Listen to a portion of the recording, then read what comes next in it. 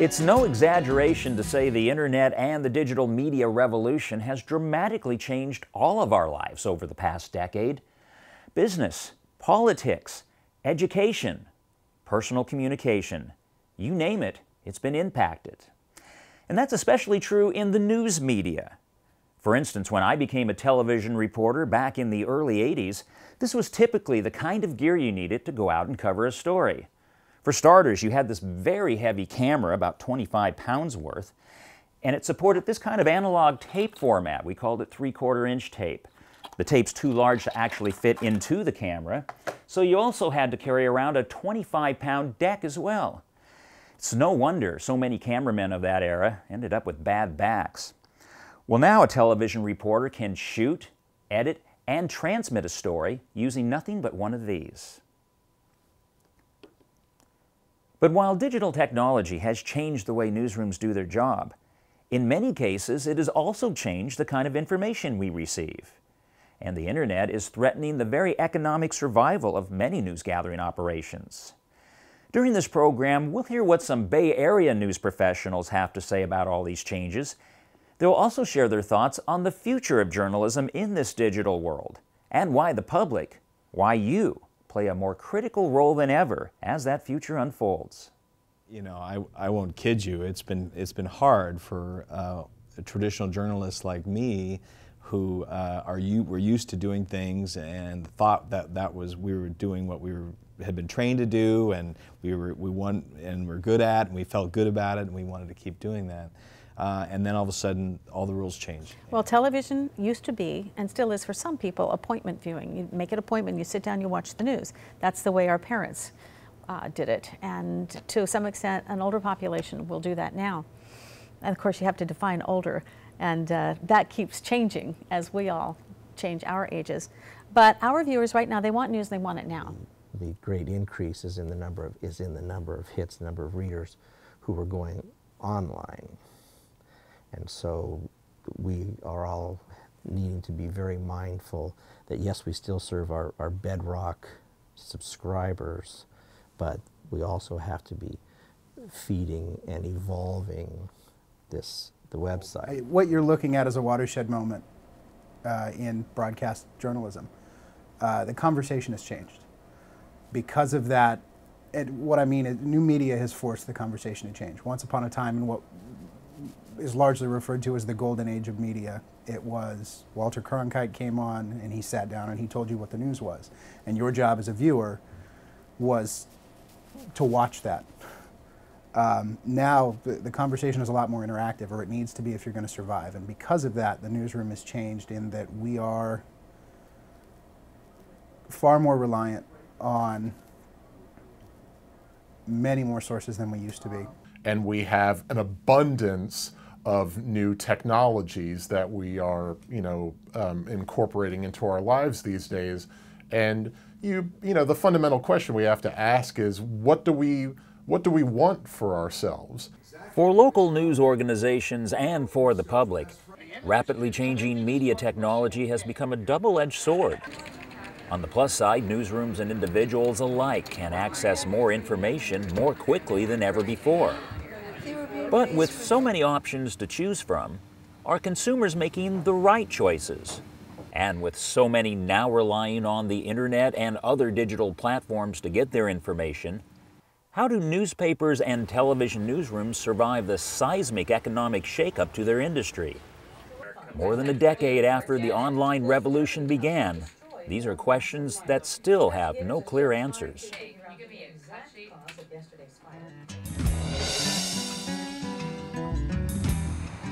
The story of the Press Democrat in Santa Rosa, California is the story of countless newspapers across the country. Founded in the late 1800s, the Press Democrat grew into a regional news powerhouse, winning numerous awards over the years, including a Pulitzer Prize. Even the advent of television news did not stop its circulation from growing. Then came the internet. Now we have a kind of a dual responsibility here in the newsroom. You come in the morning, and whereas your primary task, your primary obligation for years and years, for decades, was to begin researching news for writing stories that are going to be in the newspaper. Now, really a primary responsibility is to get some fresh news onto the internet. Because what we began to see was a rapid decline in advertising, primarily in the classified ad sections. Where, in the old days, if you had a boat to sell or needed to find a roommate, you'd take an ad out in the newspaper. Well, with the advent of Craigslist and eBay and all these other components, that basically just went away. And traditionally, that's been about a third of a newspaper's revenue. The most obvious outcomes from these changes include a staff that is nearly half the size it was in the 1970s and a newspaper with less content. And that's a significant blow to your ability to provide and cover for your area. So we've made tough decisions about what are we willing to give up on and what do we refuse to give up on. And I think newspapers, by and large, but holding on to their news coverage as much as possible, because we know that's our past and that's still our future, depending on how we deliver, whether we deliver in print, digital, mobile, tab, whatever it is, that local news remains a chief component of what we provide. The gaps have gotten bigger. I think we're missing more, and that what we are covering, I think inevitably we are covering more shallowly. And I think it's true of newspapers across the country. You figure large metropolitan newspapers have the expense of foreign and other distant bureaus, and I think many of them have closed up. What's the first to go, you know? If you still want a viable product, what is the economic model? Because the economic model is just not there yet to have all the news online. When people go online, they are working in a mode where they want free. They want free. At the very least, they want to pay virtually nothing, but better yet, they want free. Newspapers are realizing that it's not a sustainable model to keep giving away all of our product for free when at the same time we're trying to sell it to some people. It doesn't work. The question is, how do you make that work? What is the magic model that will work, that you provide a little bit of revenue while not jeopardizing your overall web traffic? Though the economic threat hasn't been as dramatic, the changing digital media landscape has also shaken up the way the television news industry does business. In the San Francisco Bay Area television market, one of the largest in the country, the stakes are high. You know, it used to be that your normal news gathering operation may have included, if you were good, tips coming in from the public, wire services, and all that they offered you, scanners for the knife and gun club, for the crime and what was out there. Now, it's the spectrum got so much wider. On a daily basis, if you're not on Twitter, on Facebook, if you're not chasing down what's hot and what's trending on Google, what's hot and what's trending on Yahoo, then you're behind. And sooner or later, you're going to get beat. We used to have photographers and audio people. When I went out with a videotape crew, it would be me, the reporter, the camera person, and the tape guy. Big pieces of equipment.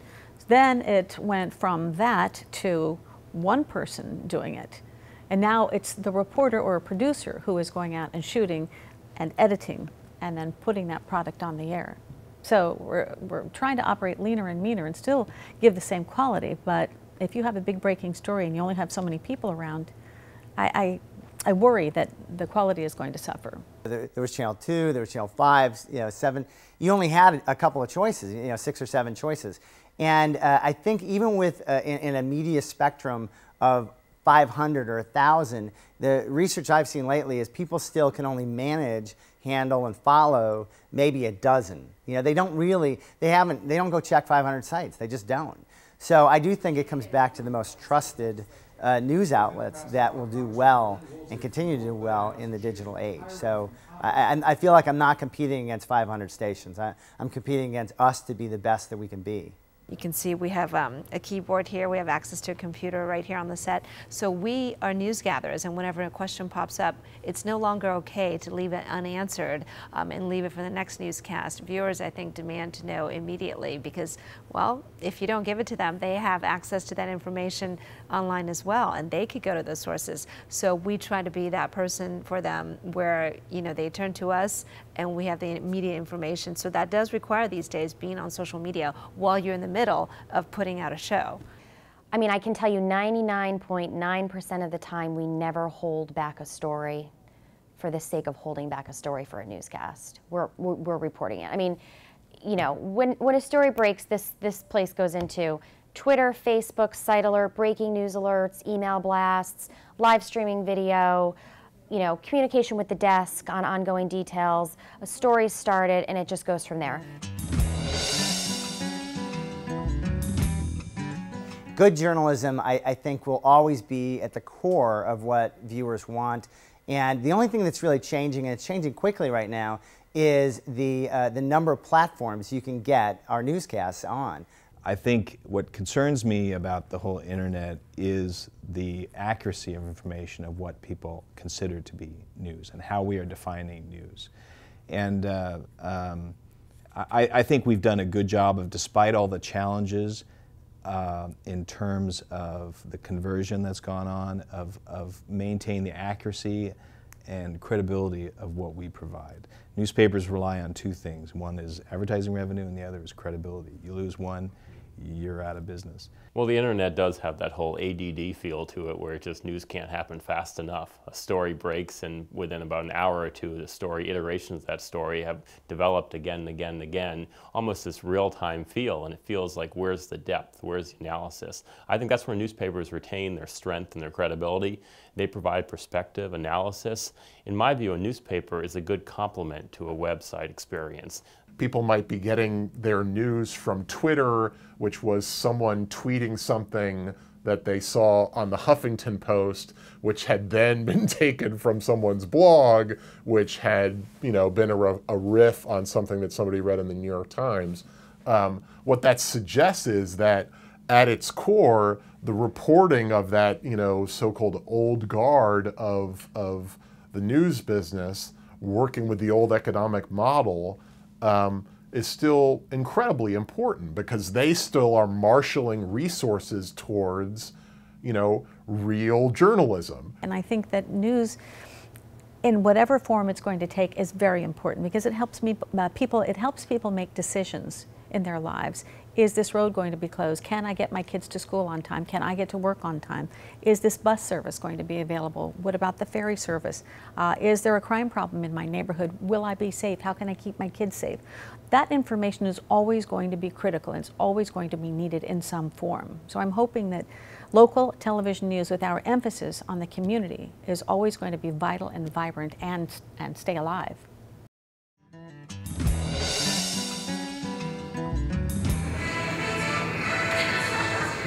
It's ABC 7 News at 11.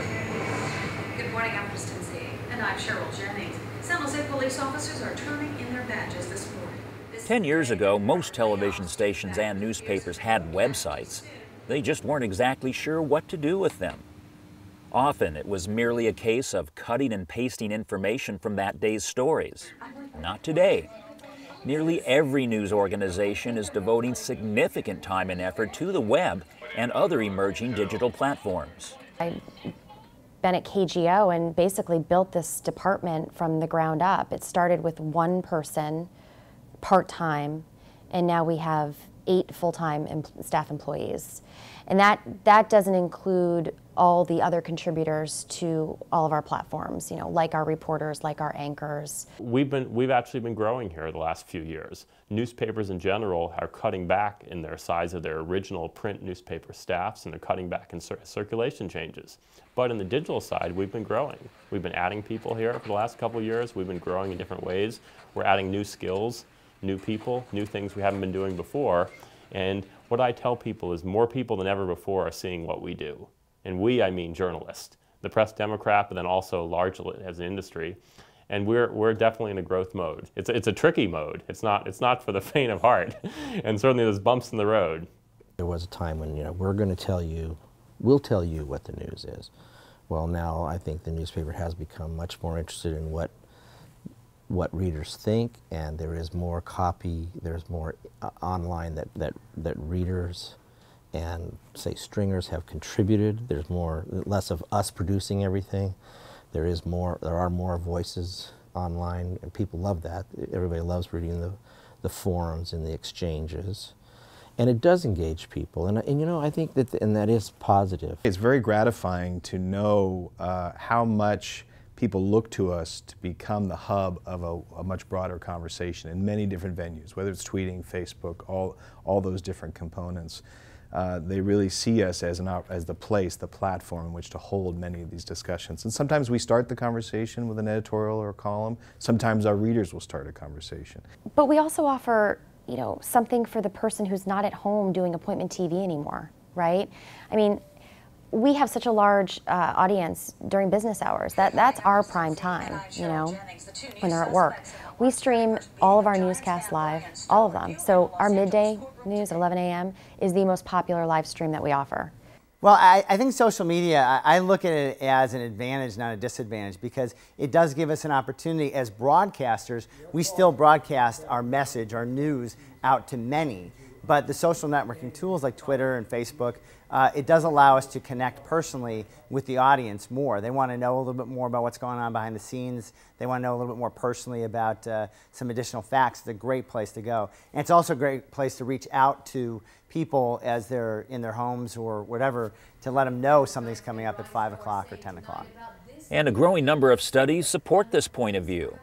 In fact, a social media news survey published by Tech Group International in May of 2011 found that most respondents first learned about the devastating earthquake and tsunami that hit Japan not from radio, not from television, and not from Facebook, but from Twitter.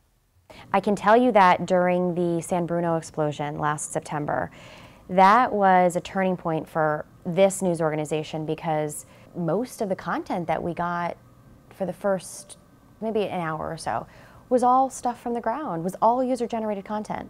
People on 280 literally shooting video, sending it in. As the story was developing, as they were trying to figure out what was really going on in the ground, we couldn't even get close.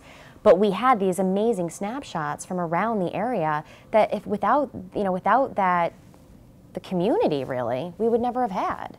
Well, I use Twitter, and I'm not big on Facebook, but I feel like just Twitter itself is taking up a lot of my time. But I feel like, yes, if something is happening, breaking news, let's say there's a big traffic accident somewhere on the Bay Bridge, not only can we put out the latest info to our viewers who are following us through that medium of Twitter so that they get the latest, but I can also put out a question. Are you stuck in that traffic? Are you seeing something in that backup? Can you send me a Twitter picture? But while most seem to embrace the concept of a more interactive audience, news professionals and media scholars alike stress the importance of protecting the role of professional journalists in any new media paradigm.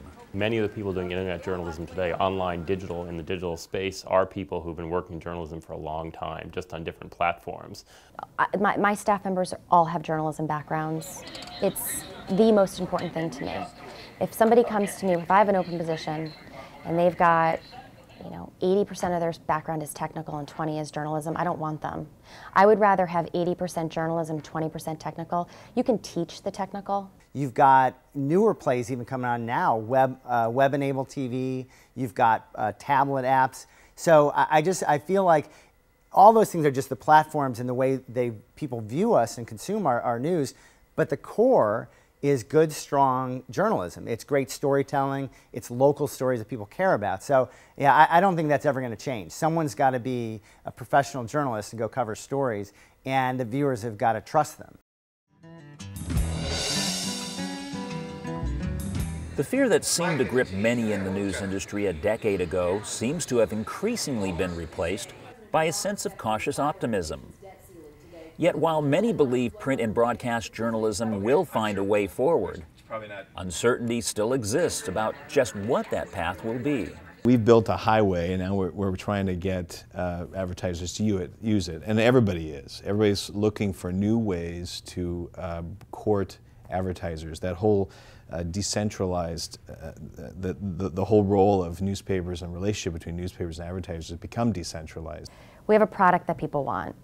Whether they want it on TV, whether they want it here, a Roku box, an Apple TV box, a Google TV box, an Xbox 360, a PlayStation, you know what I mean? I honestly think it's going to be one product, and the goal is going to be we have to be on all the platforms because we have to respond to the market. People used to share newspaper clippings. They would pass them around and cut them out. Now people share links. They use Facebook to comment. They tweet, other tools as well. In our web experience, we know that has to fit into the world that people live in. It was very much a top-down process in terms of news dissemination when I first started, but now it's top-down and down-up. It's every which way, circular. It's very, very interesting, but it requires you to have your eyes open at all times, and it's not just about reading the news copy anymore. Twitter, a website in the Bay Area that has never turned a profit, that was started on the basis of the idea that we want people to send messages that are less than 140 characters, is now being credited with toppling a regime in Egypt. It's being credited with starting what's being referred to as an Arab Spring across the Middle East and Northern Africa. That's terrifying and incredible all at the same time, but no matter which side of that you want to fall down on, whether you're afraid of the new media or you're embracing it, it's definitely going to dictate a change in how we get news and in how we inform our society as we move forward. I don't know what websites you go to, but you know, everybody's got their favorites, right? How many favorites? I don't know, 10, 12, I don't know what people do on the internet, but they're over the entire virtual galaxy, right? And then there's the Press Democrat and our local news. How much are they gonna? Is their eye gonna scan across 30 local news stories? You know, I just don't know. Obviously I kind of doubt it. The fact that things are so fast and there's this incredible abundance of information available to us, it's both good and bad. You know, inevitably it's both good and bad because there's so much of it.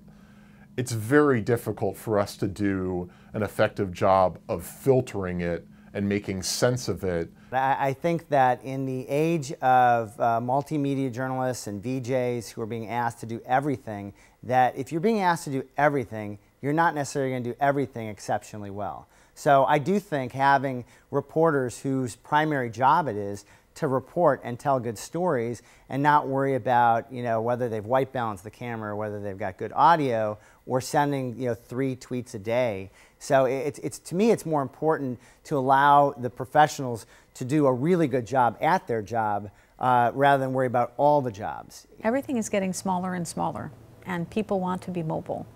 And the world is getting more fractured, I think. But people still need to connect with other people. A lot of the foreign countries have this technology where they get everything on their phone, everything. The phones are so smart and they can do everything on the phones. I'm still learning that technology, so I'm embracing it. And I can see that, yeah, it's going to keep evolving, absolutely. Pretty soon there'll be virtual anchors. There won't even be a need for people. I mean, it's going to come to that at some point.